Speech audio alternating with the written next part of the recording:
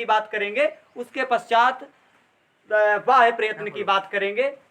तो अभ्यांतर प्रयत्न, तो अभ्यांतर प्रयत्न और बाह्य प्रयत्न को पहले समझ लेना है। अभ्यांतर प्रयत्न वह होता है जो वर्ण का उच्चारण करने से पूर्व जो बोलने वाला जो चेष्टा करता है वो अभ्यांतर प्रयत्न होता है, और वर्णों का उच्चारण करते समय जो बोलने वाला चेष्टा करता है वह बाह्य प्रयत्न होता है।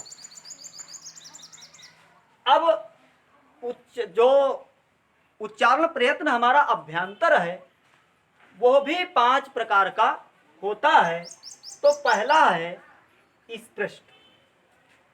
स्पृष्ट, अब स्पृष्ट प्रयत्न क्या है? तो इसके लिए एक सूत्र दिया है, स्पृष्टम प्रयत्नम स्पर्शानाम।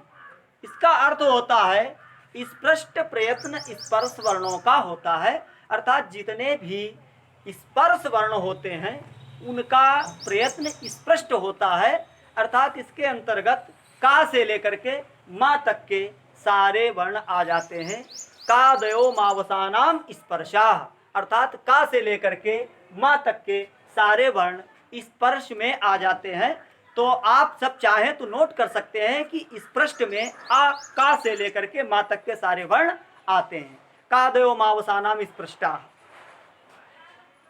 इसके पश्चात ईशत स्पृष्ट।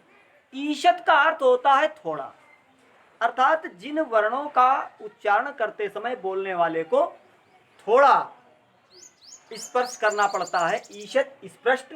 ईशत स्पृष्ट अंतस्थानाम, अर्थात जो अंतस्थ वर्ण होते हैं वो ईशत स्पृष्ट होते हैं।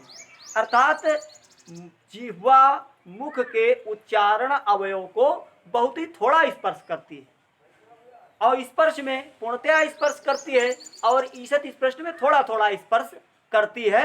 ऐसे वर्ण हमारे ईशत स्पृष्ट के अंतर्गत आते हैं, और अंतस्थ वर्ण या रा ला वा ये ईशत स्पृष्ट के अंतर्गत आते हैं।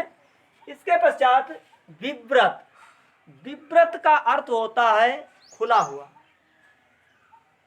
तो विव्रत माने खुला हुआ, अर्थात बोलने वाले को ऐसे वर्ण का उच्चारण करते समय बोलने वाले को मुख खोलना पड़ता है, अर्थात मुंह पूरा खुला हुआ होता है, और मुंह खोल करके जो वर्ण उच्चारित होते हैं वह प्रयत्न विव्रत के अंतर्गत आता है। और विव्रत में कौन से वर्ण होते हैं?